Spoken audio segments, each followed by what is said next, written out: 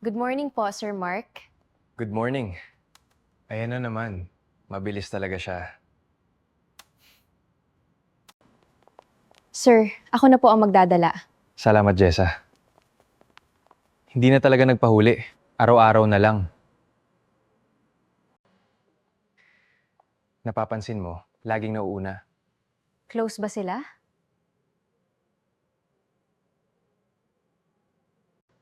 Hindi ba obvious? Laging nakaalalay. Kaya paborito.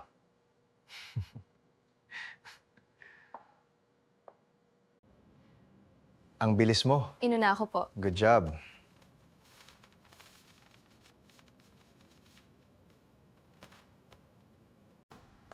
Matagal ka na ba rito?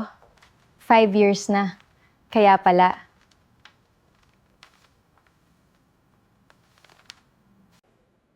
Pare, araw-araw na lang siyang gumagawa ng copy ni Sir. Oo nga, hindi naman niya trabaho yan. Kaya siguro lagi siyang napapansin. Ganito ba talaga rito?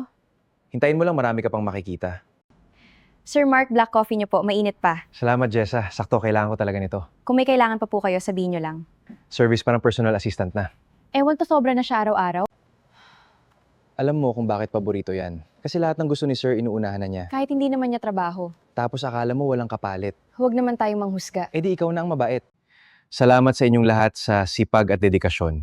May isa akong empleyado na gusto kong kilalanin ngayong umaga. Sigurado si Jessa na yan. Oo, tingnan mo, nakangiti na.